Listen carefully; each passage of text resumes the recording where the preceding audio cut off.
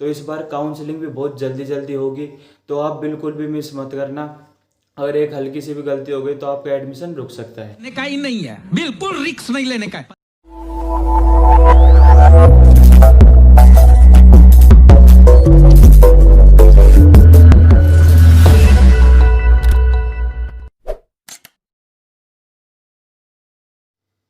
नमस्कार, कैसे हैं आप सब।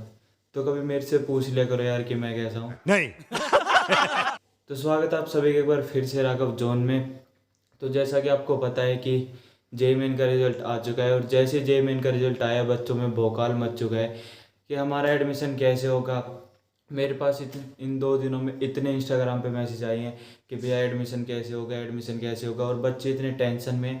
तो पहली बात तो मैं ये कहना चाहूँगा कि टेंशन लेने की बिल्कुल ज़रूरत नहीं है। तब टाइम होगा तब आपका एडमिशन भी हो जाएगा। जेईई हुआ है तो आपका एडमिशन भी हो ही जाएगा। तो पहली बात तो टेंशन लेने की बिल्कुल भी ज़रूरत नहीं है। तो आज बात करने वाले जोसा काउंसलिंग के बारे में। आपको पता ही होगा कि जोसा काउंसलिंग ऑल इंडिया आपकी आईआईटी, एनआईटी, ट्रिपल आईटी इन सभी की काउंसलिंग करवाता है। तो उसमें एडमिशन लेने के लिए आपको क्या करना होगा, क्या एलिजिबिलिटी क्राइटेरिया होगा, तो आज सभी उन चीज़ों के बारे में बात करेंगे। और अगर आप चैनल पर नए हो तो चैनल को सब्सक्राइब करना मत भूलना, क्योंकि आगे भी इस चैनल पर ऐसी वीडियो आती रहेगी। और अगर आपको कोई भी क्वेश्चन है किसी से भी रिलेटेड तो आप मेरे को इंस्टाग्राम पे मैसेज कर सकते हैं।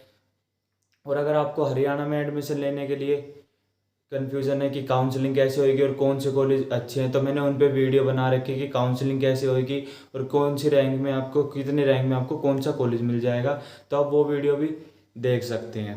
तो वैसे तो आपको पता ही होगा कि जोसा काउंसलिंग क्या है और कैसे उसमें एडमिशन होता है और कैसे काउंसलिंग होती है और क्या उसका एलिजिबिलिटी क्राइटेरिया होता है। पर आपको बता देना चाहता हूँ कि इस बार जोसा ने भी काफ़ी चेंज कर दी है। जैसे कि HSTS ने पिछले साल तक उनकी एक साइट हुआ करती, पर इस बार उन्होंने 3 साइट कर दी अपनी। ऐसे ही सेम जोसा ने भी अपने कुछ चेंजेस करे हैं। जैसे कि पिछले साल तक अगर एलिजिबिलिटी क्राइटेरिया की बात कर ले तो आपको 75% आपके 12th में होनी चाहिए, और अगर आप किसी रिजर्व कैटेगरी से आते हैं तो आपकी 65% होनी चाहिए, तभी आप एक जोसा काउंसलिंग के आईआईटी या एनआईटी के लिए एलिजिबल होते हैं। पर इस बार कोविड की वजह से, कोरोना की वजह से ये क्राइटेरिया हटा दिया गया है। इस बार सिर्फ आपको पास होना है और आप काउंसलिंग के लिए आईआईटी, एनआईटी, ट्रिपल आईटी इन सभी के लिए एलिजिबल हैं। और आपकी दूसरी बात ये कि पिछली बार तक जोसा के 7th राउंड होते थे। आप हर राउंड में काउंसलिंग में अप्लाई करके और आपको जौन सा कॉलेज मिलता था आप उसमें एडमिशन ले सकते थे। पर इस बार जोसा ने अपने राउंड कम कर दिए हैं। इस बार सिर्फ 6 राउंड होंगे। और ये तो बात है कि अगर राउंड कम कर दिए हैं तो इसमें तो कोई शक ही नहीं है कि आपका कंपटीशन भी थोड़ा हाई हो जाएगा, क्योंकि 7th राउंड में जितनी लो कट ऑफ जाती थी अब वो 6th राउंड में ही चली जाएगी। तो इस बार कंपटीशन थोड़ा सा हल्का सा हाई होने वाला है। तो ये भी चेंज करा है जोसा ने कि पिछली बार 7 राउंड होते थे और इस बार सिर्फ 6 राउंड होंगे। थर्ड आपका ये है क्योंकि 6th राउंड में आपका, जैसे पिछले साल तक आपके 7 राउंड होते थे तो आपको 6 राउंड तक एक मौका मिलता था कि आप अपनी सीट विड्रॉ करवा सकते हैं या फ्रीज या फ्लोट करवा सकते हैं। पर इस बार ये आपको 5th राउंड तक ही करना पड़ेगा। 5th राउंड के बाद आप ये नहीं कर सकते। फिर आपको जो सीट मिलती है आप उसमें आपको एडमिशन लेना पड़ेगा। तो ये भी एक बहुत बड़ा चेंज हुआ है इस बार की काउंसलिंग में। तो इन सभी बातों को ध्यान रखते हुए अब बात कर लेते हैं कि आपकी काउंसलिंग कब से स्टार्ट होगी और काउंसलिंग का प्रोसीजर क्या होगा। तो जैसे कि आपको पता ही है कि 11 सितंबर को आपका जेईई मेन का रिजल्ट आ चुका है और 5 अक्टूबर को आपका एडवांस के रिजल्ट की डेट दी हुई है। तो 5 अक्टूबर को आपका एडवांस का रिजल्ट आ जाएगा। उसके बाद आपका 6 अक्टूबर से ही आपकी जो सही काउंसलिंग स्टार्ट हो जाएगी। और ये इतना जल्दी इसलिए हो रहा है क्योंकि पहले ही बहुत डिले हो चुका है, अब इससे ज़्यादा डिले नहीं कर सकते। तो इस बार काउंसलिंग बहुत जल्दी जल्दी होगी, इतना टाइम आपको नहीं मिलेगा काउंसलिंग के लिए। तो आप बिल्कुल भी गलती ना करें काउंसलिंग में और अपना जल्दी से जल्दी रजिस्ट्रेशन करके अपनी चॉइस फिक्स कर ले। क्योंकि अगर आपसे हल्की सी भी गलती हो जाती है और अगर आपका एडमिशन रुक जाता है तो ये पछतावा आपको पूरी साल और पूरी ज़िंदगी भी रहेगा। बिल्कुल रिक्स नहीं लेने का है। तो बात कर लेते हैं कि आपका एडमिशन कैसे होएगा और फर्स्ट चॉइस फिलिंग आपकी कब होगी। तो 6 अक्टूबर से आपका रजिस्ट्रेशन स्टार्ट हो जाएगा। आपको जो साइट पर जाकर रजिस्ट्रेशन करना पड़ेगा। 12 अक्टूबर को आपका फर्स्ट मूक सीट अलॉटमेंट डिस्प्ले हो जाएगा, जिसमें ये आपको अपनी सीट अलॉटमेंट करनी है। और 14 को आपका सेकंड मूक अलॉटमेंट हो जाएगा। इस बार ये 2 मूक अलॉटमेंट दिए हुए हैं।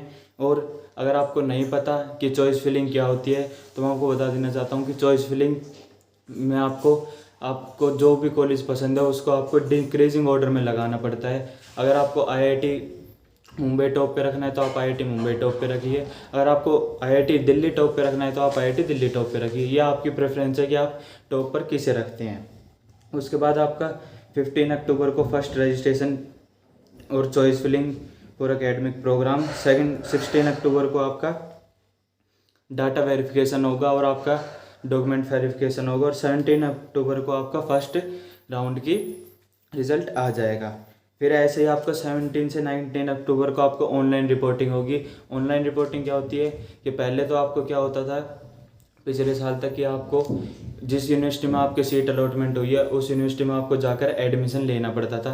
पर इस बार कोरोना की वजह से ये ऐसा नहीं होगा, आपको ऑनलाइन ही फीस पे करनी पड़ेगी, ऑनलाइन आपका डॉक्यूमेंट वेरिफिकेशन होगा। तो इस बार आपको कॉलेज में जाने की ज़रूरत नहीं पड़ेगी। उसके बाद 20 अक्टूबर को आपका लास्ट डे होगा रिस्पॉन्ड टू क्वेरी। उसके बाद आपका 21 अक्टूबर को display of seat field availability. फिर आपके सेकेंड राउंड के लिए स्टार्ट हो जाएगा अलॉटमेंट। और 22 से 23 तक आपको ऑनलाइन रिपोर्टिंग होगी आपके सेकेंड राउंड के लिए।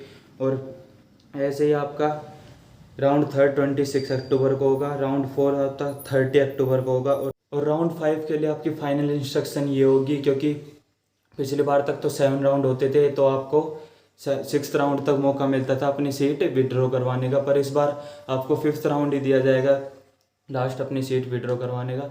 तो आप 5th राउंड तक अपनी सीट विड्रॉ करवा लेना, उसके बाद आपको मौका नहीं मिलेगा। उसके बाद जो भी सीट आपकी फिक्स होगी आपको उसी पे एडमिशन लेना पड़ेगा। तो ये सब बात तो हो गई आपकी जोसा काउंसलिंग की। और अगर आपको फिर भी कोई क्वेश्चन है तो आप मेरे को इंस्टाग्राम पे मैसेज कर सकते हैं या कमेंट सेक्शन में भी पूछ सकते हैं। और अगर आपको हरियाणा के बारे में कोई भी इन्फॉर्मेशन चाहिए तो भी आप मेरे से इंस्टाग्राम पे मैसेज कर सकते हैं। और अगर आपको नहीं पता कि हरियाणा में काउंसलिंग कैसे होगी तो मेरी वो लास्ट वीडियो देख लेना, जिसमें मैंने HSTS की काउंसलिंग के बारे में कंप्लीट डिटेल दे रखी है।